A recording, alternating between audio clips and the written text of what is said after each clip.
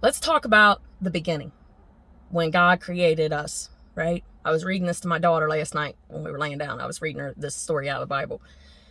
And she was starting to get bored with it, but so I skipped to the part where, you know, he created us in an image of his own, right? And I'm thinking, because I'm really trying to get the balance of what's going on. If, like, who he is and everything. Like, I know we're not supposed to lean on our own understanding, but we're supposed to lean on God. But these are the things that I was thinking about. I'm thinking, okay, so we are carnal. We die here.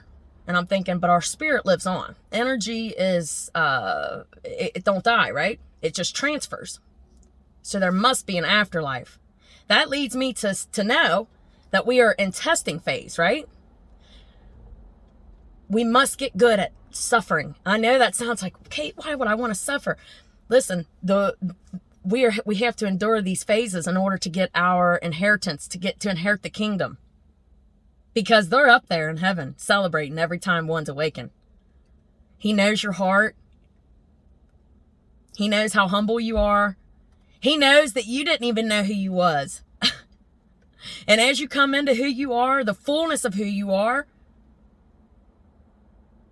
that's when things are really going to start to get good. You won't be influenced by other things outside of you or God. Ask God to mentor to you, you know what I mean? And all the things that are unsearchable, God will download to you in your prayer closet. So let's see, what am I trying to get at here?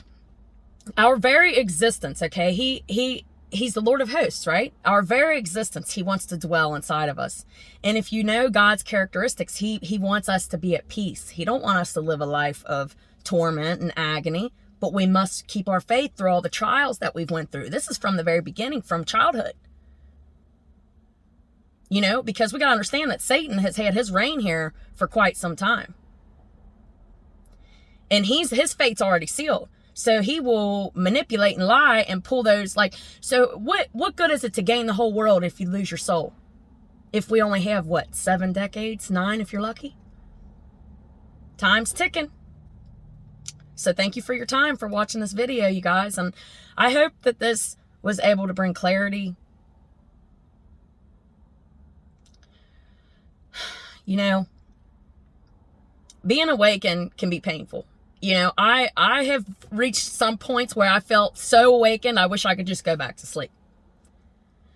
But the more I fall into knowing who God is and the royalty and the kingdom and it's peace. It's not, you're not, you know what I mean? This isn't like you're selling your soul for the materials. Just be patient. I don't care what trials you're going through right now. Just be patient and know that he is he. Sometimes all we have to do is be still. Because if you're on God's script for your life, he's already got all your obstacles already won. That's why we must find our script that he wrote for our life. Caitlin, how do you do that? In your private time. Don't be afraid to step out on faith. Don't be afraid to make them sacrifices of that relationship that you've been in, or the substances you might be using, anything like that. Don't be afraid to sacrifice it all and get in tune with your Heavenly Father now.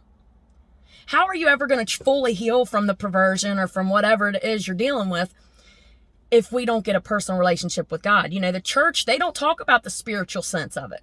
That's why a lot of us that are really in tune with our spirit, we can't really connect. Some, not all, some of them do. Like Daniel Adams, you know, I believe he's doing Christ's work. Because if you look at who Jesus Christ is, all the Christians out here, what did he do? He cast out demons, demonic spirits.